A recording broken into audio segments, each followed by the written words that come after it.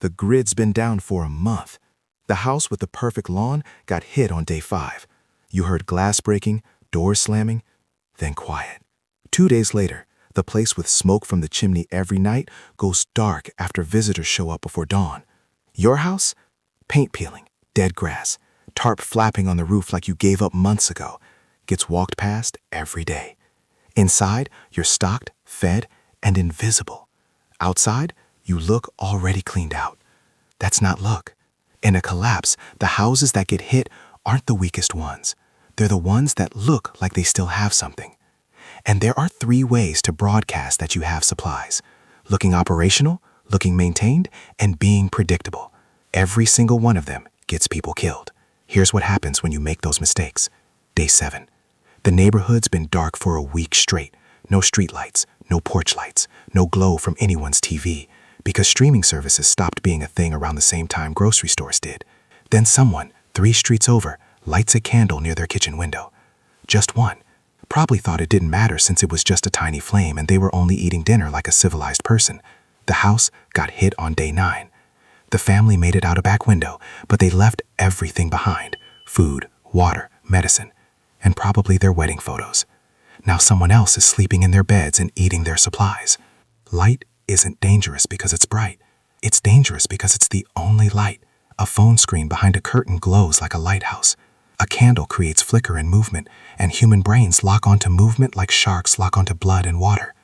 Even the faintest glow behind a window tells everyone watching one very specific thing: someone inside is comfortable enough to use light. Comfortable means supplied. Supplied means you're next. So if you're using light at all, you do it in a room with no exterior walls. A bathroom in the center of the house. A closet. A basement corner where no window exists. And you layer every window. Not with blackout curtains, because those leak at the seams. With reflective insulation. Foil side facing in, dull side facing out. Then heavy blankets. Then cardboard. Seal every edge with tape. Test it from outside at night. If you see even a hint of glow, you failed. But here's the problem. Perfect blackout looks intentional. It looks prepared. And in a world where 90% of people didn't prepare for anything beyond their next paycheck, looking prepared makes you suspicious. So you camouflage it. Break one of your windows from the outside. Leave the glass scattered on the ground for a few days. Then board it up with the ugliest scrap wood you can find. Warped plywood, mismatched pieces, nothing that looks planned. Make it look like you did it in a panic with whatever you could grab. Now your blackout doesn't say tactical preparation. It says desperate damage control. Same concept with heat. Gary down the street ran his wood stove every evening. Nice column of smoke rising at 6 p.m. like clockwork.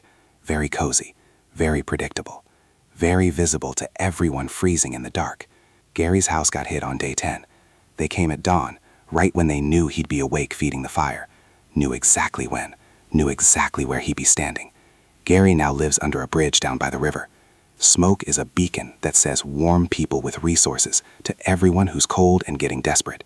If you absolutely must burn something, do it midday when others might be burning trash or furniture, when your smoke blends into the chaos.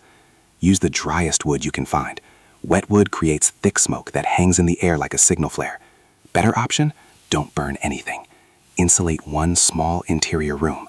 Seal it tight. Let body heat do the work. Humans radiate warmth constantly. Stuff 2 or 3 people in winter sleeping bags in a sealed 10 by 10 space, and you can raise the temperature enough to survive. Comfortable? No. But Gary was comfortable, and look how that turned out. Cold is invisible. Warm gets you noticed.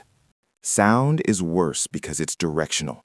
When the world goes silent, no traffic, no AC units, no TVs humming through walls. Every noise you make carries, like you're shouting in a library. There was a family on Maple Drive who kept living normally. Regular conversation volume, kids playing. They ran a small generator every evening to charge devices. You could hear that thing from 2 blocks away. It sounded like civilization, like power, like someone who had fuel to waste on convenience. 11 days. That's all they lasted. The people still around? They whisper, always. Move on carpet, not hardwood.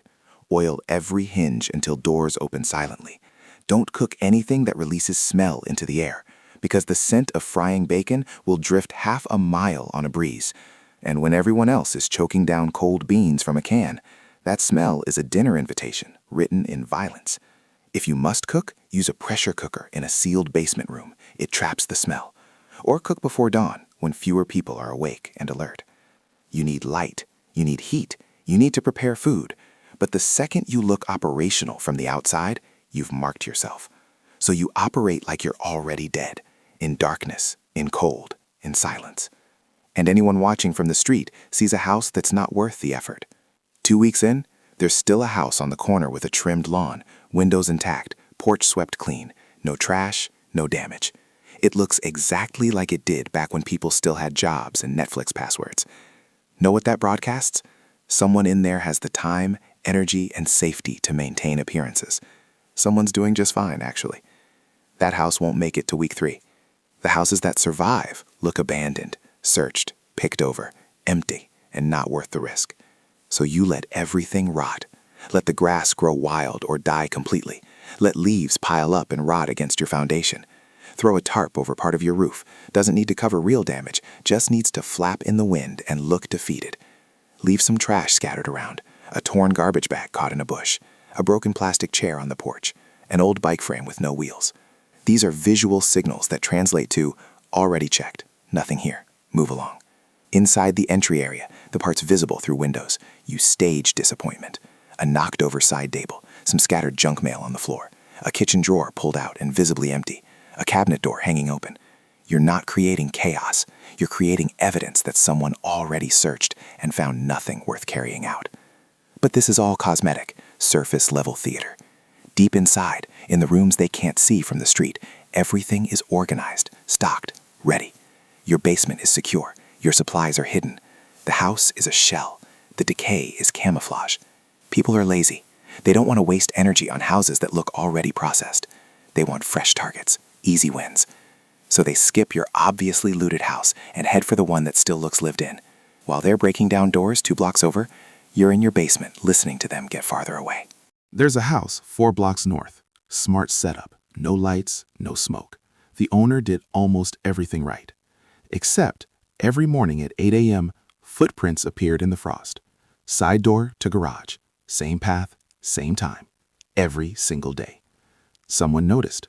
Watched for 3 days to confirm the pattern. Day 16, 8:05 a.m., they walked right in.